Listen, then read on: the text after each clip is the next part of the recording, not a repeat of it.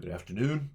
So as I mentioned in the last video, that I'm going to offer up and make these videos that are specific to the different churches. And so as you see by the title here, back to the Mass, but Guymon edition. So what we're going to do here at Guymon. Now, I like to preface this by saying, my hands are kind of tied here, people. We've had a lot of cases in short order, and we don't seem to be slowing down on the number of cases. Now, that saying, I'm not suggesting even a little bit that we're not going to have Mass or that we're not going to have the Eucharist.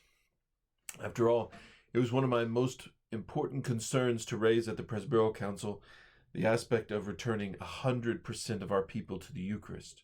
In fact, I said that anything less is just not, in my book, acceptable. That the Archbishop has put forth his plan, and it's very much in line with what the civil authorities have said, that we can put into effect a certain number, a percentage. They say 33%, I think, by the calculations. I don't see how it's more than 25%. But as we're looking at how we're going to do things, right now is not a great time for us to be sitting in close proximity to each other. So we are not going to be employing exactly what the Archbishop has said. Now, unfortunately, you all didn't get the document that came out just to the priest, in which the Archbishop gave some more breadth.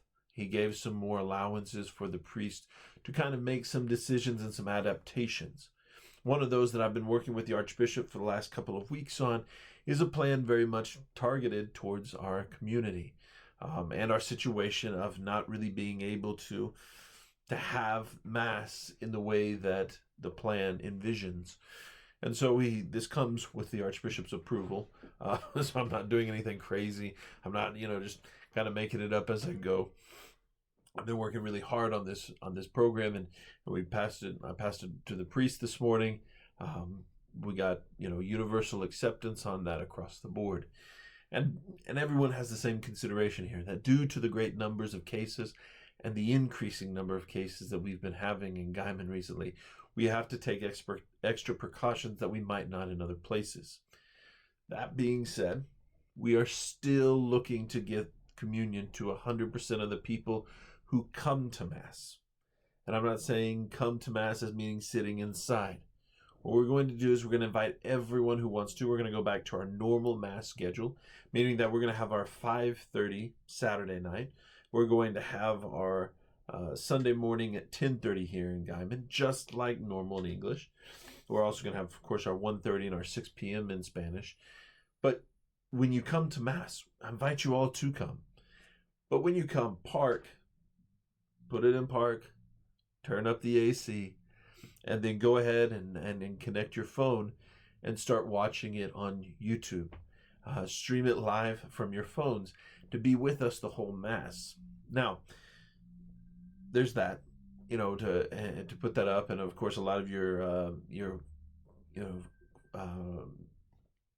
cars, your SUVs and whatnot, they have it where you can even put your Bluetooth on and run it through your speakers in your car. I encourage you all, come listen to the Mass. We're going to be streaming it live, and you all be outside and we'll be inside. If you don't have a smartphone, and hopefully at least you've watched this on your computer to find this out, we're also going to try to do this. We're going to put this out on the mobile app and on our website to try to get people to recognize what they can do. And that is, we've got this little guy here to broadcast a little short radio station around here. And we're going to do that so that we can put out to those in the parking lot. If you don't have a cell phone, a smartphone that you can watch the YouTube live feed on, you can tune in. And we're going to get that radio station set up. I've got to talk to the other pastors in town, make sure that I'm not stepping on their toes and on their broadcast channel where they're going to be, make sure that we're not stepping on any official channels that are out there trying to make money. We're not looking to disrupt them. We're just looking to take up some of this white snow, this open space out there on the bandwidth. So you come in, you park just like normal, you stay in your cars, and we have Mass. At the end of Mass, and in fact, you'll see this on the live stream or you'll hear it on the radio, And there'll come a point in which we're going to have communion for the priest and for the deacon, if we have a deacon there. That's the only people who will receive at that moment. And then we're going to end the Mass. And then we're going to invite people who have been in the parking lot listening to us participating to come into the church. And the way that this is going to happen is you'll come in through the main entrance doors. Again, staying 6 feet apart from each other. So be patient. We're not going to run off. We are not going to leave without giving you communion. Don't worry. Be patient with us. We're definitely going to be waiting. You will get the Eucharist. So after we finish the Mass, we'll have the invitation for all those to start coming in. The ushers will open up the doors there. Come through. Don't touch anything. Put your mask on. Purify your hands before you come in. And then as you come in, you'll just come in the doors and you'll come up to the front, and there'll be 4 stations there. Ideally, of course, we might have to play with those numbers a little bit, but there'll be kind of 4 stations there.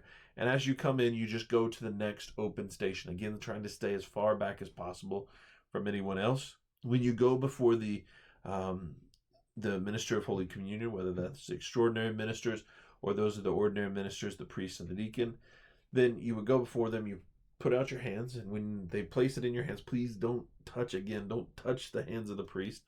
But as they lay the host in your hand, take the host, step 2 steps to the side to receive it, and then to, of course, make sure there's no little particles there. Consume those. But then as you walk out, you're going to go out the south doors. So you're just going to go in this kind of loop. So you're going to go in and you're going to just go straight out. Now, of course, we're going to have the baskets for the collection there.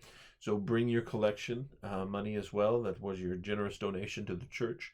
And place it in the basket. Again, this is not payment for the Eucharist. This is not payment for Mass. This is not payment for the church. If you don't have money that you can't help out with in any way, shape, or form, don't feel any kind of badness about that. That's okay. We understand. There's situations. But if you can be generous, if you do have some money that you can give to the church, again, the only support we have is your generous support. So you come in, receive communion, go back out. Once you get in your cars, you can just pull away, because after all, there's no need to stay. Mass has ended. You've already received the final blessing, and now you receive Jesus. It'd be good of you to give a special prayer of thanksgiving. I would highly encourage you all to select one, have one in your car as a family that you can pray together. If you have little ones, please, we're not allowing them in. We're telling the ushers they're going to have to turn them away at the door. So kind of make a plan for it. If you've got the kids in the car that can't come in and they're not of the age, they haven't received their first communion already, they're not in a state that's well disposed to receive the Eucharist, whatever it may be, whoever cannot receive the Eucharist needs to remain in the car. And so if there are kids, make sure there is one parent that stays in the car. Again, let them come first. Let one of the parents come first. Then as they cycle out, we will wait. I promise you all, we're not going to run away. We want this to work, and we want this to work well. But we have to take some of these precautions. So as you are coming in, if the first parent comes, they go out to the car, the next parent comes in, and we can switch it off that way and keep things responsible and make sure we're caring for the kids in the car, make sure that we're caring for everybody with the coronavirus. Now, this will also be how we start our Masses on the 18th, our daily Masses. So we're going to have daily Mass, and we're going to have the Masses twice a week there, the week of the 18th. Then, and we're going to collect numbers. We're going to see who's coming to Mass. If we have a large number of people coming to Mass, this will be maybe how we continue to do it. If the numbers are not so large, then we can maybe start looking at the possibility of opening up that space in the church during the daily Masses for those people to come. Again, if you're over the age of 65 and have pre-existing conditions, take very seriously whether or not you should come into the church. We cannot take the Eucharist out to the cars. I'm sorry. The Archbishop has time and again refused that as an option, and we respect and stand by it. After all, we know Oklahoma wind. And if we were to take the host out there, whoosh, and they would all be, in Kansas by nightfall. So we have to be careful and really judicious with the host, with Jesus Christ, our Lord.